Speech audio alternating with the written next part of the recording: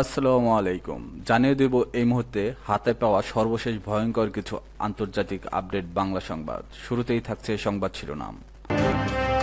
শুরুতেই জানিয়ে দেব ইসরায়েলের ভয়াবহ তাণ্ডব, স্বাধীন ফিলিস্তিন রাষ্ট্র গঠন কি সম্ভব। সর্বশেষ থাকছে গাজায় চালু থাকা কয়েকটি হাসপাতালের কাছে হামলা, নিহত 19। এখন শুনছিলেন সংবাদ শিরোনাম, এবার বিস্তারিত। প্রিয় দর্শক, আপনি যদি এই চ্যানেলে নতুন হয়ে থাকেন, ভিডিওটি দেখতে দেখতে চ্যানেলটি সাবস্ক্রাইব করে আমাদের সাথেই থাকুন।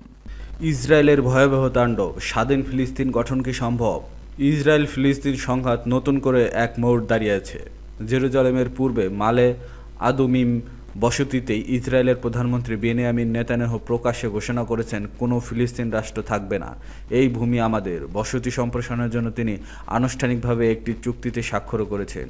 পরিকল্পনা অনুযায়ী বিতর্কিত E1 এলাকার 3,400 নতুন বাড়ি তৈরি হবে। এতে পশ্চিম তীর বিভক্ত হয়ে পড়বে এবং পূর্ব জেরুজালেম থেকে বিচ্ছিন্ন হবে। অথচ ফিলিস্তিনরা বহুদিন ধরে তাদের ভবিষ্যৎ রাষ্ট্রের রাজধানী হিসেবে দেখে আসছে। আন্তর্জাতিক আইন অনুযায়ী 1967 সালের পর নির্মিত এসব বসতি অবৈধ, কিন্তু ইসরায়েল বারবার তা অগ্রাহ্য করছে। এমন বাস্তবতা আন্তর্জাতিক রাজনৈতিক অঙ্গনে নতুন উত্তেজনা তৈরি করেছে। পশ্চিম তীরে বসতি সম্প্রসারণ। নেতানিয়াহুর বসতি সম্প্রসারণের চিন্তা ফিলিস্তিনের ভবিষ্যৎ রাষ্ট্র গঠনের সম্ভাবনাকে শেষ করেছে, কারণ E1 এলাকার বসতি নির্মাণ পূর্ব জেরুজালেমকে পশ্চিম তীরের বাকি অংশ থেকে বিচ্ছিন্ন করে দেওয়া হবে। এছাড়া আশেপাশের ইসরায়েলি বসতিগুলোর সঙ্গে সংযোগ তৈরি হয়ে ফিলিস্তিন ভূখণ্ড আরও সংকুচিত হবে। ফিলিস্তিনরা পূর্ব জেরুজালেমকে ভবিষ্যৎ রাষ্ট্রের রাজধানী হিসেবে দেখেন।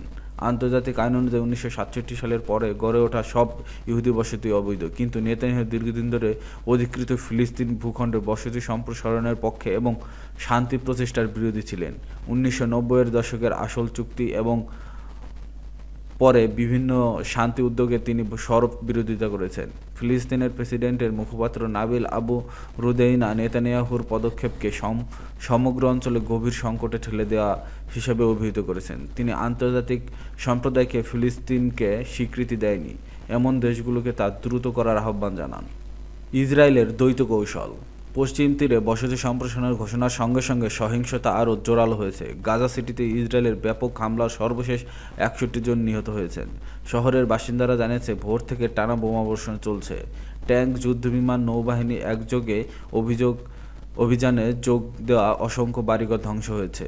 ইসরায়েলের চলমান যুদ্ধে এখনও পর্যন্ত 65,062 ফিলিস্তিন নিহত এবং 1,65,697 জন আহত হয়েছেন। বহু মানুষ এখনও ধ্বংসস্তূপের নিচে পড়ে আছেন। গাজা উপত্যকাকে দীর্ঘদিন ধরে খাদ্য, পানি, বিদ্যুৎ ও চিকিৎসা সেবা থেকে বঞ্চিত। ইসরায়েলের স্বেচ্ছায় অভিবাসন নীতিকে সমালোচনার জাতিগত নিধনের আরেক রূপ হিসেবে দেখছেন। গাজার মানবিক বিপর্যয়। ইসরায়েলের সামরিক অভিযান ও হুমকির মুখে গাজা নগরী ছাড়তে বাধ্য হয়েছে প্রায় 2 লাখ ফিলিস্তিনি। গাজার 10 লাখ বাসিন্দার মধ্যে এটি একটি বড় অংশ। স্থানীয়রা এলাকা ছেড়ে পালানোর সময় তীব্র মানসিক ও শারীরিক চাপের মধ্যে রয়েছেন। স্থানীয় বাসিন্দা 2 বছর ধরে স্থায়ীভাবে কোথাও থাকতে পারছেন না, না ঘুমাতে পারছেন। এক এলাকা থেকে আরেক এলাকায় পালাতে হচ্ছে। জাতিসংঘের ভূমিকা। জাতিসংঘের তথ্য অনুযায়ী গাজার 87% এলাকার এরই মধ্যে ইসরায়েলের নিয়ন্ত্রণের বা সরিয়ে নেওয়ার নির্দেশের আওতায়। সংস্থাটি সতর্ক করে বলেছে, আরও সামরিক অগ্রগতি বিপর্যয়কর পরিণতি ডেকে আনতে পারে। জাতিসংঘের সাধারণ পরিষদ 2025 সালের সেপ্টেম্বর মাসে একটি ঘোষণা ফিলিস্তিন রাষ্ট্র প্রতিষ্ঠা ও ইসরায়েলের হামাস বিরোধী কর্মকাণ্ডের সমালোচনা করেছে। ঘোষণার পক্ষে ভোট পড়েছে 142টি দেশ, বিপক্ষে মাত্র 10টি। 12টি দেশ বিরত ছিলেন। ফিলিস্তিন রাষ্ট্র গঠনের সম্ভাবনা। ইসরায়েলি প্রধানমন্ত্রী নেতানিয়াহুর পদক্ষেপ ফিলিস্তিন রাষ্ট্র গঠনের সম্ভাবনা কার্যত শেষ করার লক্ষ্যে নেওয়া হয়েছে। ফিলিস্তিনি জনগণ এবং আন্তর্জাতিক সম্প্রদায় এই উদ্যোগকে শান্তিবিরোধী হিসেবে দেখছেন।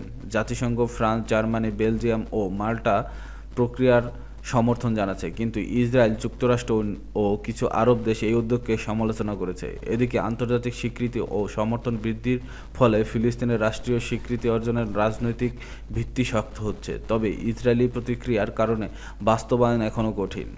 গাজায় চালু থাকা কয়েকটি হাসপাতালের কাছে হামলা, নিহত 19। ইসরায়েলি বাহিনী গাজায় নতুন করে তীব্র আক্রমণ শুরু করেছে। এখনও চালু থাকা অল্প কয়েকটি হাসপাতালের কাছাকাছি এলাকায় হামলা চালিয়ে ইসরায়েল। অন্যদিকে গাজা সিটিতে তাদের স্থল আক্রমণে বেসামরিক নাগরিকের নিহতের সংখ্যা ক্রমেই বেড়ে চলছে।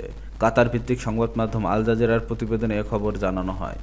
চিকিৎসা কর্মকর্তা আল জাজিরাকে জানিয়েছে, বৃহস্পতিবার ইসরায়েলি বাহিনীর গুলিতে কমপক্ষে 83 জন ফিলিস্তিনি নিহত হয়েছেন। আল সিপা ও আল আহলি হাসপাতালের আশেপাশে ক্ষেপণাস্ত্র হামলা চালানো হয়, যা ক্ষুধার্ত, অসুস্থ ও আহত মানুষের জন্য শেষ ভরসার জায়গা ছিল।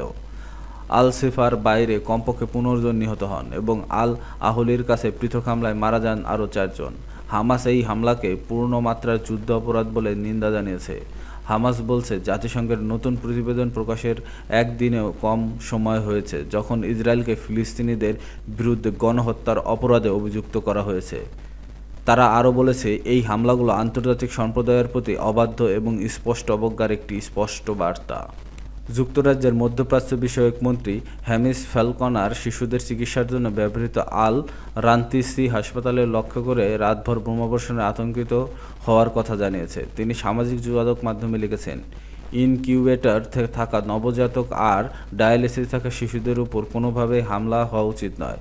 গাজার স্বাস্থ্য মন্ত্রণালয় জানিয়েছে, শিশু হাসপাতালটিতে 3 বার হামলা করা হয়, এতে 40 জন রোগী পালাতে বাধ্য হয়, তবে আরও 40 জন রোগী ও কর্মী ভেতরেই আটকে পড়েছে। জাতিসংঘের মতে এগুলো কোনো বিচ্ছিন্ন ঘটনা নয়, বরং একটি পরিকল্পিত অভিযান। এই আক্রমণের মূল উদ্দেশ্য হলো গাজার স্বাস্থ্য অবস্থাকে সম্পূর্ণভাবে ভেঙে ফেলা। এর মধ্যে রয়েছে স্বাস্থ্যকর্মীদের উপর আক্রমণ এবং হাসপাতালের মতো গুরুত্বপূর্ণ চিকিৎসা অবকাঠামো ধ্বংস করা। এই পদ্ধতিগত হামলায় গাজার চিকিৎসা পরিষেবা কার্যত নিশ্চিত করা দিচ্ছে। এই পদক্ষেপগুলো কেবল স্বাস্থ্যসেবার ক্ষতি করছে না, বরং গাজাবাসীর জীবনযাত্রাকে মারাত্মক ঝুঁকির মধ্যে ফেলছে।